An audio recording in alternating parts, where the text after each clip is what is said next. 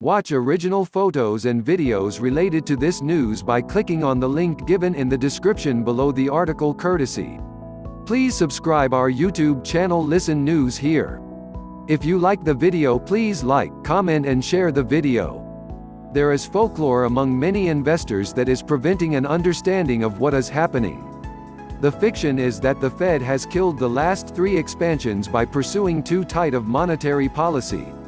In fact, the previous 3 downturns were caused by financial crises, the S&L Crisis, the tech bubble, and the Great Financial Crisis, that spilled over and hit the real economy. If anything, policy was too accommodative for too long, and regulatory authority was too lax. This time it is a shock to the real economy that is threatening a financial crisis. The volatility has exploded and forcing margin calls, distressed liquidation, illiquid conditions in the biggest and deepest markets, like U.S. Treasuries. Corporations are drawing down credit lines, which impacts banks' liquidity.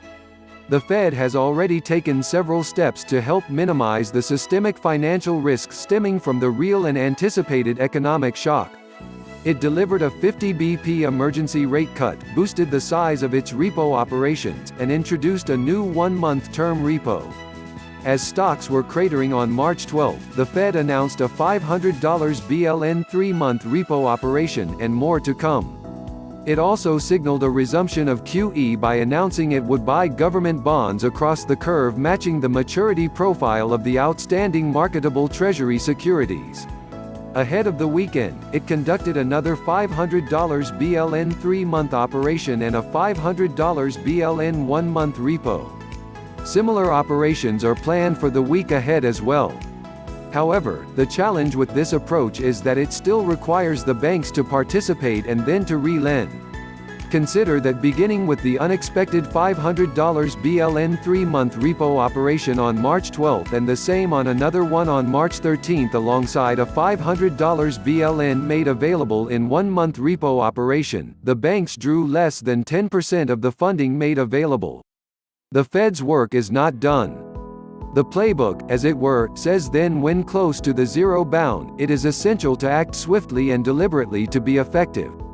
The current Fed funds target is 1.00% to 1.25%. The market is pricing in a 100 BP cut by the FOMC next week that will bring the target range to the low of Great Financial Crisis of 0.0 to 0.25%. Fed officials have debated the risks and rewards of negative interest rates, and they seem determined to respect the zero bound. It does, though, raise the issue of what it will pay on reserves. Although many, including some Fed officials, talk about interest on excess reserves (IOER), the Fed pays interest on required reserves as well. Paying interest on reserves was an authority granted to the central bank during the GFC. It is not clear if authority allows it to pay a negative yield. There are crisis-era facilities the Fed could resurrect to ensure that the financial system does not break down under what could be an economic tsunami. Economists are slashing growth forecasts and now, with suggesting a recession, by which they mean 2 contracting quarters of GDP, has likely begun. During the Great Financial Crisis, the Federal Reserve helped support commercial paper issuance, Commercial Paper Funding Facility 2008 to 2010, by essentially creating a backstop funding mechanism. The Fed also helped facilitate consumption, Term Asset-Backed Loan Facility 2009-2010, through purchases of asset-backed securities collateralized by student loans, auto loans, credit cards, and small business administration loans. Such measures have been criticized in part because they blur the separation of monetary and fiscal policy. And that is the point, because it is not, in essence, a financial crisis. Monetary measures are having a limiting impact on the animal spirits and investor confidence. If the drop equities and yields stalled ahead of the weekend, it was arguably linked to 2 fiscal developments. The first was in the U.S. House Speaker Pelosi initially threatened to vote on a spending bill and delivered a fait accompli to the White House that had not presented a plan besides calling for a payroll savings tax cut. She hinted a deal was close late on March 12. Pelosi also maneuvered so that the Republican-led Senate was forced to postpone next week's vacation. Late Friday, a deal was struck, and the House approved it. With the president's support, the Senate will likely pass it on Monday. Trump gradually recognized the severity of the challenge and declared a national state of emergency, which frees up $50 BLN in funding and waived interest on all federal student loans. Instead of selling oil out of the Strategic Petroleum Reserve as this year and next year's budget agreements require, Trump wants to take advantage of the steep decline to top up the reserves. This could be an indirect way to support U.S. producers. Sounds interesting, even if a distraction from more urgent issues, but there is less than meets the eye. The SPR can hold about 715 MLN barrels. It currently has about 635 MLN barrels. There is scope to buy around 80 MLN barrels or 225k barrels a day for the next year. The other fiscal development was in Germany. We had previously noted that Merkel's tone had changed earlier last week. Still, it was slow to percolate higher until the end of the week when several fiscal measures were announced deferring tax payments, as the U.S. did by executive decision, and a loan commitment via KfW with 550 BLN euro, $610 BLN capacity. Even under the ordoliberalism precepts and its resistance to the calls, especially from debtors, to embrace Keynesian demand management, there is room to respond to emergencies. It does not mean the black zero is dead. It means it may not be as masochistic as it is often accused. The EC is on the verge of formally declaring what it recognized for Italy and relaxed fiscal and state aid to business rules. The EU's own investment fund can be scaled up if necessary. It currently guarantees 8 BLN euros of loans 100k small and medium-sized businesses. It announced a 37 BLN euro Corona investment fund that would use budget reserves to support companies and healthcare systems. The Bank of Japan meeting concludes the day, March 19, after the FOMC meeting. Although the connection is tangential at best, the fact that the ECB did not cut its rates deeper into negative territory was seen as a hint that the BOJ may not feel obligated to cut rates either. This does not mean that it won't do anything to complement the two sets of emergency measures that the Abe government has announced. It could boost its ETF purchase target from the current 6 trillion Japanese yen, $58 BLN, a year. It has already bought more than 500 Japanese yen BLN this month, which just half over. It can scale up its loan program to support both commercial paper and corporate bonds. It may also extend the maturities of the corporate it purchases and increase the range of bonds it buys to include, for example, local government bonds and government-guaranteed notes. Japanese officials get concerned about the yen as below 105 Japanese yen. However, there is little they could effectively do. The bar to unilateral intervention is high, as it would risk the ire of the mercurial American president. Moreover, the valuation is not stretched.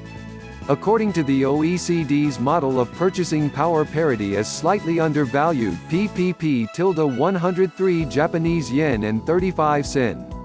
When thinking through the flows, remember that given the stock of current investment and the wide interest rate differentials, currency hedging can be the critical element to total returns.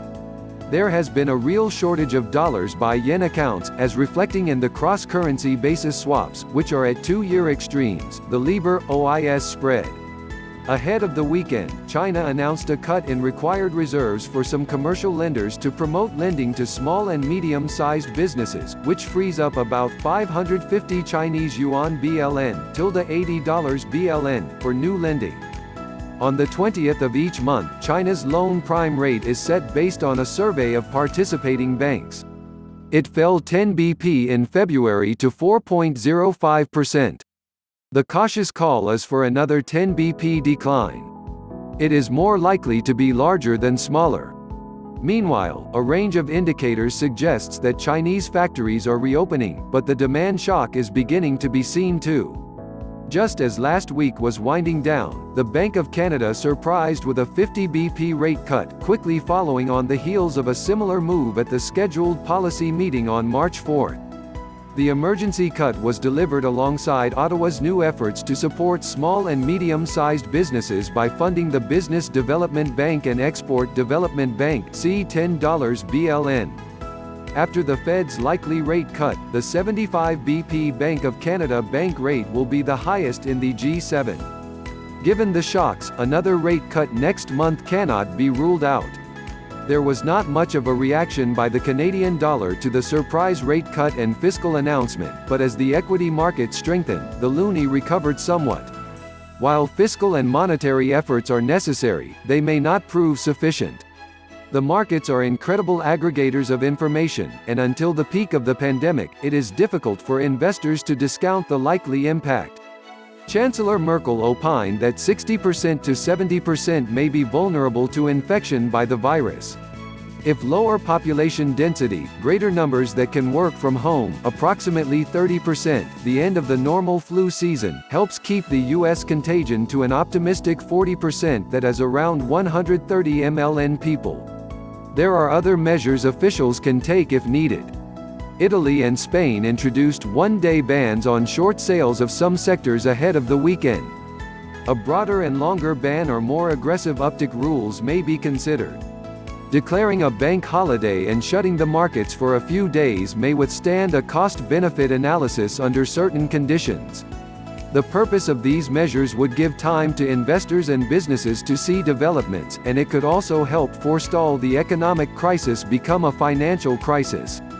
There are permanent swap lines between the Federal Reserve and several foreign central banks (ECB), Bank of Canada, Central Bank of Mexico, Bank of England, Swiss National Bank, and the Bank of Japan.